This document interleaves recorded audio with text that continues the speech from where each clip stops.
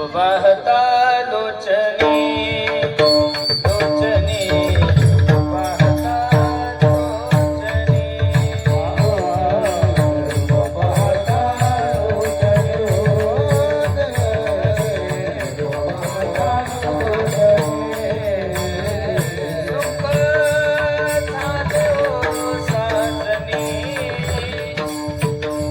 झाले ओ साजनी साजनी विठ्ठल परवा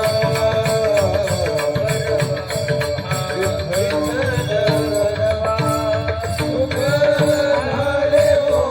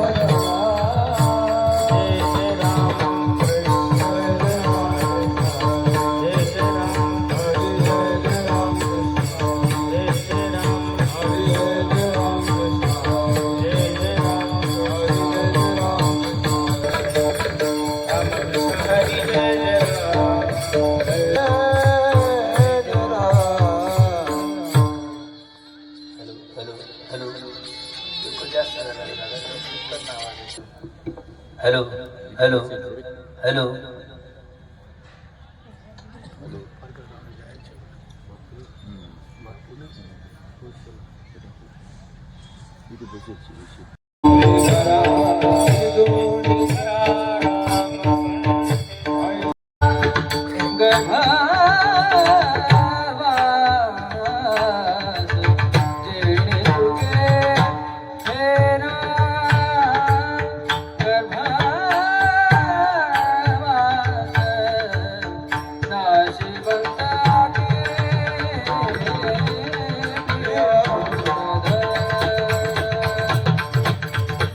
शिवता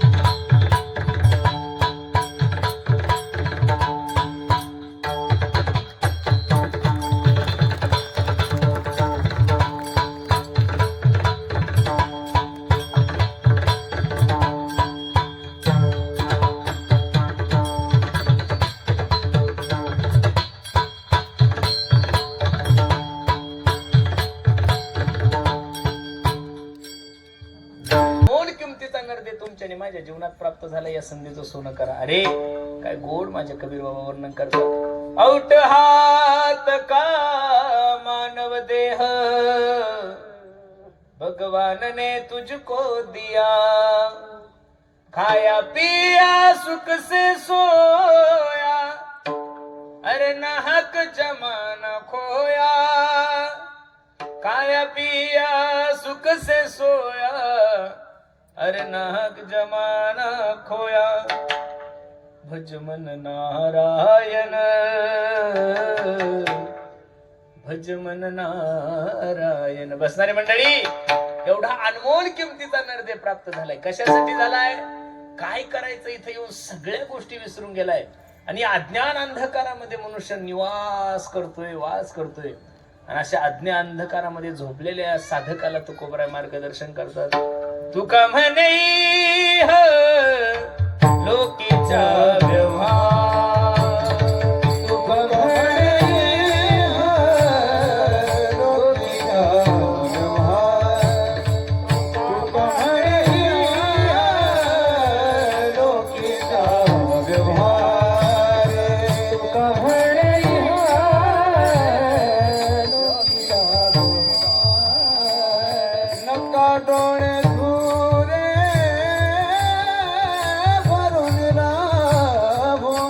नका डोळे धुरे भरून जिवंत देह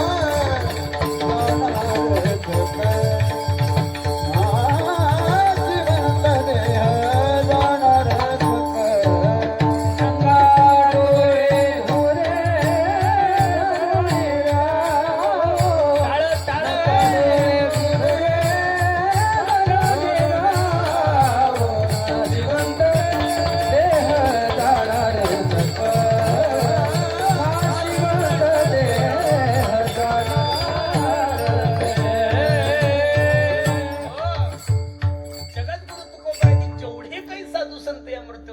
जन्माला आले ना, त्या प्रत्येक साधू संतांनी तुम्हाला आणि मला जाग करण्याचं काम केलंय. तुका म्हणे हो लोकीच्या व्यवहारे, नका डोळे राहो. बसणारे मंडळी, या जगामध्ये फक्त संत एक अशी जात आहे की त्या जातीला असं वाटतंय तुमचं आणि माझं कल्याण व्हावं. 3 गोष्टी माझ्या काळजावर लिहून ठेवा गड्यांनो. माणसाला प्रगती सहन होत नाही 1, कुत्र्याला गती सहन होत नाही 2, आणि साधू संतांना तुमची माझी आज गती सहन होत नाहीये. माणसाला सगळं काही सहन होतं, पण आपल्यापेक्षा मोठं झालेलं लोकांना सहन होत. आपला कांदा जळला याचं त्याला दुःख नाही, पण दुसऱ्याला एवढा चांगला कांदा झाला कसा हे मोठी खाजी. कॅन्सर झालेल्या माणसाचा इलाज होईल, मुंबईला होईल, नाही तर बाहेर देशात जाऊन करू. HIV सारख्या महारोगावर सुद्धा डॉक्टर लोकांनी औषध काढलंय. अरे कोरोना सारख्या महामारीवर सुद्धा लोकांनी औषध काढलंय, पण दुसऱ्याचा बंगला पाहिल्यानंतर ज्याला करमत नाही अशा येड्याला कोणत्या दवाखान्यात न्यायचं महाराज? बरं हे काही तुमच्यात ते असं नाही, आमच्यात तर ऊत आलाय महाराज लोकांचा. कुठेही तेच झालेलं आहे महाराज. दुसऱ्याच्या दुःखानं दुःखी असणारा मनुष्य, अशा माणसाच्या जीवनामध्ये कधीच समाधान नाही. म्हणून बसणारी मंडळी, माणसाला सगळं काही सण होतं, माणसाला प्रगती सण होत नाही 1. आणि संतांना संत हृदय नव नीत समान. जगाच्या कल्याणा संताच्या विभूती देह कष्ट भीती बुडते हे जन न देखवे डोळा येतो कळवळा. म्हणून या बसणारी मंडळी, तुमच्या आणि माझ्या उद्धारासाठी साधू संतांनी कोणत्याही गोष्टीचा विचार नाही केला. उद्धराया जन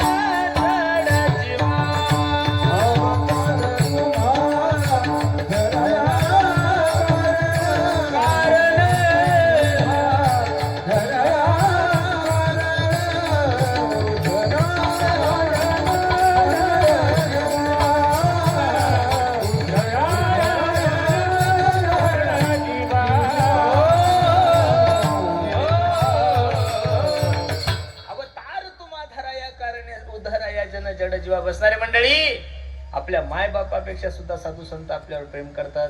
केले उपकार सांगू मी काय, पाप न करी ऐसे. बसणारे मंडळी, आई सुद्धा मुलावर प्रेम करते, पण आईच्या प्रेमामध्ये फरक आहे गड्यांनो. आई फक्त स्वतःच्या मुलावर प्रेम करते, हो जगातल्या सर्व मुलांवर कशी प्रेम करेल. उन्हाळ्याचे दिवस होते, मे महिना होता, दुपारचे 12 वाजलेले होते, आणि काही मुलं उन्हात खेळत असताना आईने आवाज दिला, बाळ्या ए सोन्या, अरे ऊन लागल बाळा, सावली ते. त्यावेळेस बाळ्या आपल्या आईला सांगतो, आई माझे सर्वच मित्र खेळत आहेत, मला एकट्याला कसं ऊन लागल. त्यावेळेस आईच्या मुखातले वाक्य किती सुंदर आहे, बाळ्या त्यांना मरू दे तू सावली ते. काय म्हणते आई, बाळ्या त्यांना मरू दे तू सावली ते. मी नाही बोलत, महाराजांचं प्रमाण आहे. आपुलियाचा कळवळा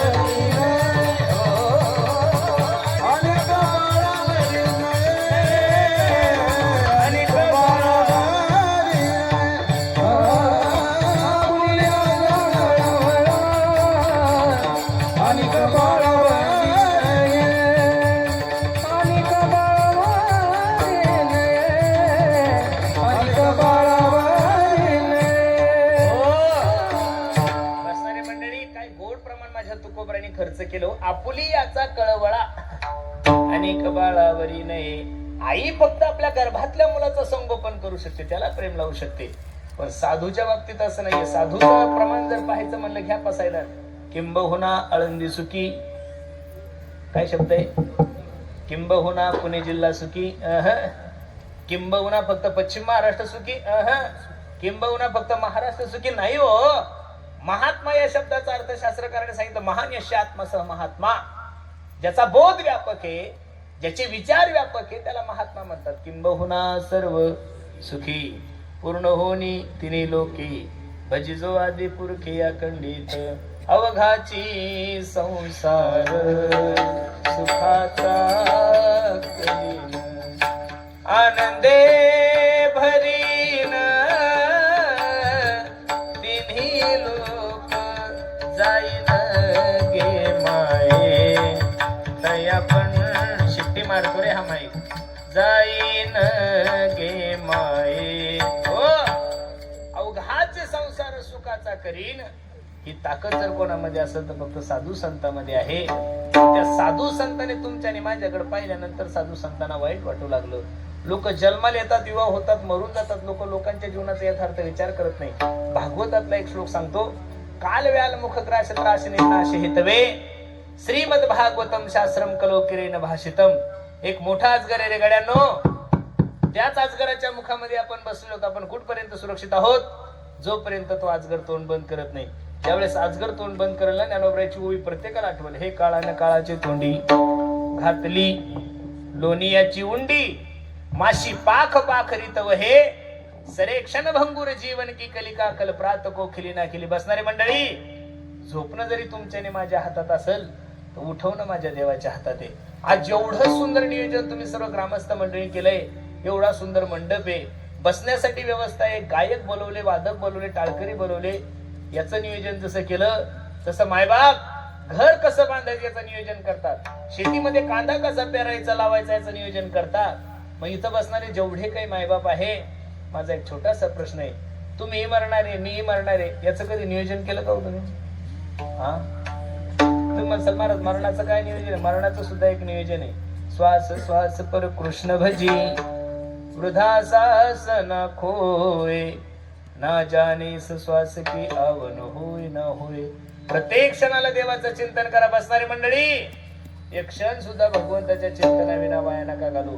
अरे सर्व गोष्टीची तयारी करणारे माणसं, जगद्गुरु तुकोबराने तुम्हाला नाही मला सांगितलं, बुद्धीचा पालट रे काही, बुद्धीचा पालट धरा रे काही, बुद्धीचा पालट धरा रे, बुद्धीचा पालट धरा रे, बुद्धीचा पालट धरा रे काही, बुद्धीचा पालट धरा रे, बुद्धीचा पालट धरा रे, बुद्धीचा पालट धरा रे. मागुता नाही मनुष्य दे, मागुता नाही मनुष्य दे, मागुता नाही मनुष्य दे, आपुल्या हिताचे नव्हती सायास, आपुल्या हिताचे नव्हती सायास, आपुल्या हिताचे नव्हती सायास, आपुल्या हिताचे नव्हती सायास. काय गोड प्रमाण माझ्या जगत गुरु तुकोबरायचं. बुद्धीचा पालक धरा रे काही, मागुताही नाही मनुष्य देह. बसणारी मंडळी, एक एक योनी कोटी कोटी फेरा मग लागे वारा मनुष्य देहाचा रे. आंधळेच्या हातात कावळा सापडावा तसा नरदेनं पावला हा देह, का गटाली न्याय न घडो उपाय घडवाले. बसणारी मंडळी, जसं आंधळेच्या हातात कावळा सापडावा, किती गोड उदाहरण दृष्टांत दिले माझ्या महाराजांनी. अरे एका राजाने दौंडी दिली, ऐका हो ऐका, जो कोणी कावळा पकडून आणेल त्याला 5,000 रुपये द्यायचे. कावळा काही पकडायची गोष्ट आहे का महाराज? हा, दसक्रिया दिलं चाला तो उपकार माना तो. मी खरं सांगू का, मी कीर्तनकार झाल्यापासून फक्त 2 दसक्रिया विधी केल्या दिनेश दादा. ते बी एक ओळखीचं होतं आणि एक ठिकाणी गेलो. दसक्रिया विधीचं प्रवचन हे आयोजकाच्याही मनावर नसतं, कीर्तनकाराच्याही मनावर प्रवचन नसतं. जोपर्यंत कावळा शिवत नाही तोपर्यंत बोलायचं. काही माणसं एवढे हलकट असतात, कावळा जवळ असतो तरी पिंड खात नाही. किती वेळ बोलायचं, फेस येतो प्रवचन करायला पण संपायचं. बरं, कावळा काही गायक वादकासारखा संघाने नेता येत ना हो. बरोबर आहे का नाही? काही ठिकाणं असे की तिथं कावळा येतच नाही. किती वेळ बोलायचं महाराजांना, पानाला पान चिटकून जात नाही. किती 1 तास, 1.25 तास, 1.5 तास बसल्या ठिकाणी 2 तास कसं बोलणार माणूस? बरं, ते काही असं गायक वादकासारखं महाराज येताना गायक संघ घेऊन या, मग ते काही कावळा थोडा आहे की बाबा वेळ झाला की शिवून चाल, तसं नाही ना. आता सगळ्या लोकांनी विचार केला कावळा कुठं पकडला जात असतो का? पण त्या गावात एक अंध व्यक्ती होती.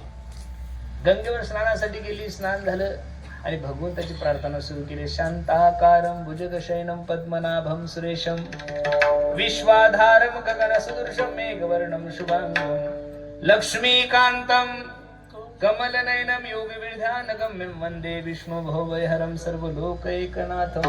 आणि जसा हात वर केला तसं आंधळ्याचं नशीब एवढं चांगलं की आंधळ्याच्या हातात कावळा सापडला. आंधळ तर नाचायलाच लागलं. दुष्काळामध्ये कावळा सापडला आणि 5,000 रुपये सोपं आहे का महाराज? कावळा म्हणला आजी सोनियाचा दिनो. आंधळ हुशार होतं. बरं, संगीत अलंकार झालेलं होतं ते राहिलं. ते म्हणे आज सकाळचे तर 8 वाजले एक कावळा सापडला. आपण जर 12 वाजा लोक थांबलो तर कसे आपल्याला 4-5 कावळे. मग आंधळ्यानं काय केलं माझ्याकडे पहा, म्हणजे कीर्तन लक्षात येईल. आंधळ्यानं कावळा घेतला आणि बगलात ठेवला. कुठं ठेवला? बसणारी मंडळी, आंधळ्यानं कावळा घेतला आणि कुठं ठेवला? बगलात ठेवला. आणि दुसरा कावळा पकडण्यासाठी आंधळ्यानं हात वर केली. होता तर गेला निघून. आता किती चातुर्मास केले म्हणजे कावळा सापडेल का हो महाराज? जसं आंधळ्याच्या हातात अचानक कावळा सापडावा तसा पावला हा देह का गटाने न घडू पाय घडू आले. आणि इथं येऊन जर भगवंताचं भजन नाही केलं तर महाराज सांगतात हा नाही तरी गेला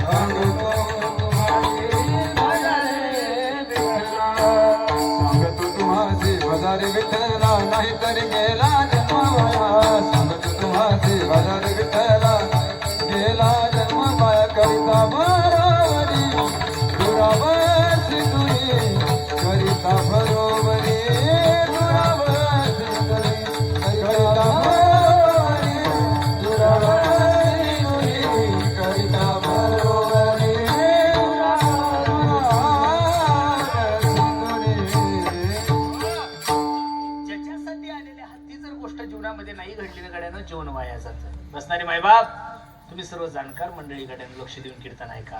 गाडी येण्यापूर्वी बस स्टॉपवर जात जाऊ का गाडी निघून गेल्यानंतर? बोलत चला. गाडी येण्यापूर्वी बस स्टॉपवर गेलं पाहिजे. गाडी निघून गेल्यानंतर बस स्टॉपवर जाऊन काय फायदा आहे? तसं वेळ येतोपर्यंत धाब्यावर गेलं पाहिजे. बरोबर आहे का? दात चांगले तोपर्यंत कोंबड्या बिंबड्या खाल्ल्या पाहिजेत. बरोबर आहे. पडल्यावर काय खाणार आहे? असं नाहीये.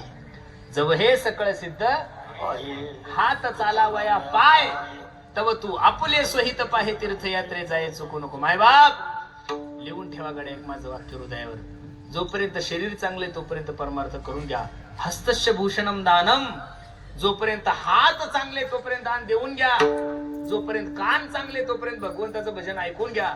जोपर्यंत वाणी चांगली तोपर्यंत रामकृष्ण हरी म्हणून घ्या, जोपर्यंत पाय चांगले तोपर्यंत पंढरपूरची वारी करून घ्या. एकदा जर या इंद्रियानं राजीनामे दिले ना महाराज, जगामध्ये हाच एक मोबाईल असा आहे की याचं सॉफ्टवेअर जगात भेटत नाही महाराज. नाही तर आयफोन सारखा भारी फोन असू द्या, त्याचं सॉफ्टवेअर जाऊ द्या, त्याचा कॅम्बो जाऊ द्या, त्याचा डिस्प्ले जाऊ द्या, त्याचं प्रत्येक सॉफ्टवेअर मार्केटमध्ये मिळतं. पण हा एक मोबाईल असा आहे महाराज, याचं सॉफ्टवेअर जगात अजून कोणाकोण तयार झालं. मग माझी सर्वांना विनंती आहे, जोपर्यंत आहे ना तोपर्यंत भगवंताचं भजन करून घ्या. काय झालं काही कळत नाही महाराज, कधीतरी भगवंतासाठी वेळ दिला पाहिजेत ना. अरे जिंदगी जब तक रहेगी फुर्सत ना होगी काम से, कुछ समय ऐसा निकालो प्रेम करो भगवान से. केलं पाहिजे. नाथबाबा सांगतात, करा रे बापानो, विको दे रे थोडा आवाज वाढव, साधन हरीचे झनी करणीचे करुणा झनी करणीचे करुण काय नेनो हे जन्म यमाची यातना. ऐसिया साधना करा काही, ऐसिया साधना करा काही, हरिमुखी गाता हरपली चिंता. बसणारी मंडळी, अरे गेलेला पैसा परत कमवता येईल रे, गेलेली प्रॉपर्टी परत घेता येईल, गेलेली सत्ता परत मिळेल. पण सर्व मंडळींना माझं एक वाक्य हृदयावर लिहून ठेवा, life is not once more. अरे किती जरी पैसे खर्च केले तर 1 मिनिटाचं आयुष्य भेटत नाही ना रे. मग एवढा सोन्यासारखा नरदे तुमच्याने माझ्यासाठी प्राप्त झालाय ना, मग भगवंताचं भजन करा. उठा जागे वारे आता, स्मरण करा पंढरीनाथा, भावे चरणी ठेवा माथा, चुकवी व्यथा जन्माचा, धनदारा पुत्र जन, बंधू सोय रे पिशुण, सर्व मिथ्या हे जाणून, शरण रिघा देवाची, धनदारा पुत्र जन. आणि ज्यावेळेस जगद्गुरु तुकोबराने सर्व समाजाकडे पाहिलं त्यावेळेस समाजाची दया आली. बाबांनो, सर्व गोष्टीची तयारी करणारे लोक तुम्ही, सर्व गोष्टीची जोडी करणारे लोक तुम्ही, तुम्ही आले कशासाठी याची तयारी करा. आणि नेमकं करा काय याचं उत्तर जगद्गुरु तुकोबरा अभंगाच्या पहिल्या चरणात. ऐसी जोडी करा राम कंठी धरा, ऐसी जोडी करा राम कंठी धरा, ऐसी जोडी करा राम कंठी धरा, ऐसी जोडी